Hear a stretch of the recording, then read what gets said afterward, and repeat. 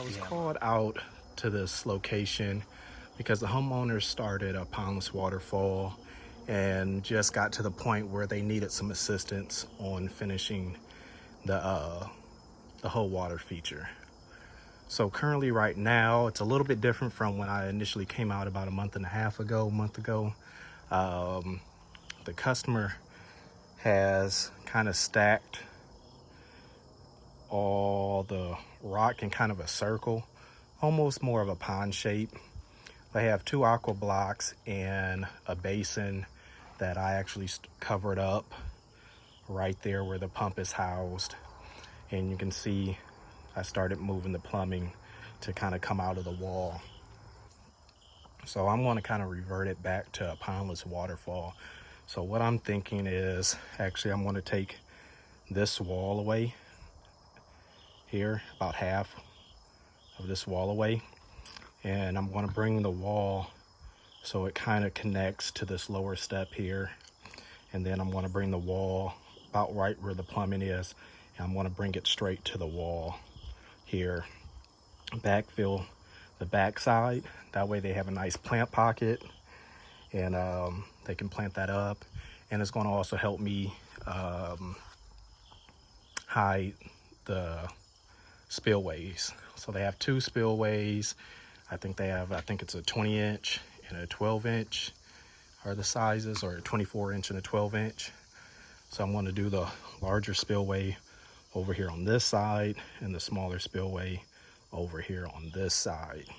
I'm just going to tee off the plumbing, put 2 ball valves on, and that way they can kind of control how much is coming out of each spillway. So that's kind of the plan. They have a lot of liner to work with, and then that way what's going to end up happening, because right now I know the shovel and the liner and everything's in the way, but when you're standing here you really can't see into the feature. So really at the height that they have the spillways that they want, you're only seeing maybe 6 to 8 inches of water. So once I move this soil away, take that wall away, they'll see the whole probably 12-15 inch waterfall. So that's kind of the goal. And then that way also too, they're not having this mound coming down here, because what's going to end up happening if they do mulch it, or if they don't mulch it, that soil is going to end up running over onto the concrete over here, and we don't want that. So yeah, just a nice little wall here to this first step, another wall coming across behind the wheelbarrow area, backfill, put the spillways in, and kind of go from there. Here we are with the finished product. We have a nice double waterfall, about 15 inches high. We have a 24-inch spillway on this side and a 12-inch spillway over here. I have 2 ball valves in the back to control the 2 waterfalls. And we have a nice, almost natural spring effect to hide the 2 spillways.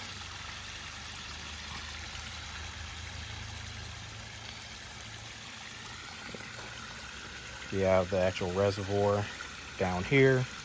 The pump's underneath this rock.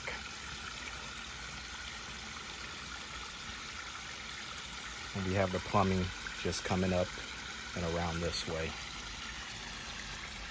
We did 2 retaining walls on this side, and we just did a single retaining wall on this side.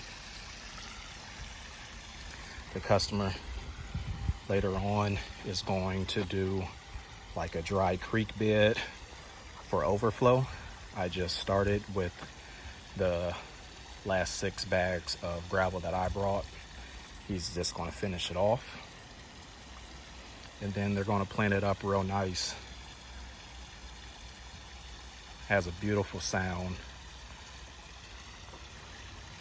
Not overwhelming for a front door water feature at all.